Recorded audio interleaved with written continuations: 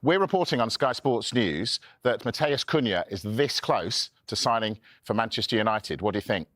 I think it's a great signing. I think he's a brilliant player. I love watching him play.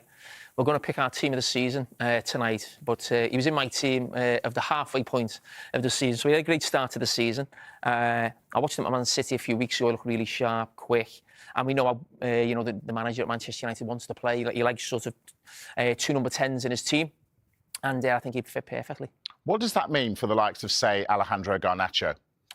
Well, it's certainly not good news, because I think Ahmad might play one of those other positions alongside Cunha, or maybe Bruno Fernandes at different times. And there is a lot of talk about Garnacho moving on, because I think he's come through the academy system, and we know what that means for the PSR of the club. And we also know Man United have got a few problems with that issue right now. So I think if a decent offer comes in for Garnacho, I think probably Man United will take that. Interesting. Of course, they're in the Europa League final this week. You said on the overlap, United will win that final. Why?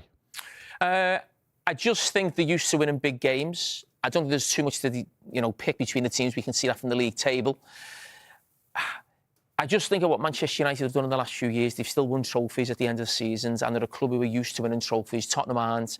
And I think when you take that into a final, I think Man United will believe they're going to win. I'm not quite sure Tottenham will believe they can win, but it has been a season of cup upsets. We've seen that with Newcastle beating Liverpool. We've seen it with Crystal Palace beating Manchester City. So hopefully we see the same next week. Yeah, indeed. Thanks for that. All right, so which of the two managers needs it more, this win in the Europa League final? In terms of maybe being at the club next season, I would probably say Ange Postecoglou, but I think the man on our left here, I think needs it desperately as well, because of where it's going to put the club next season. Financially, what can he do in terms of bringing players in? I mean, there's a lot of talk, even if Ange wins the trophy, it may not mean he's the manager next season. But I think in terms of Amarin and where he's got this project of where Manchester United are going, they need the funds from the Champions League. I don't think it's about silverware. I think it's about silverware, really, as much as anything with Tottenham. I think for Man United, it's more about where this is where it's going to take the Amarin project. Because if they obviously get the Champions League funds, it means it's a completely different sort of idea, and maybe players coming in the summer. Speaking of, so we've spoken about Cunha coming in. Are you surprised that, given their current plight, they're still able to attract top-class players? No.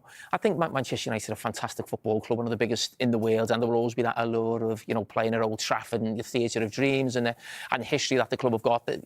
Man United will all have that. I played for a club at times, Liverpool, who weren't always near the top of the table, and you're still attracting good players. Maybe not as good as you could get if you were at the top of the table, that's obvious, but it's Man United.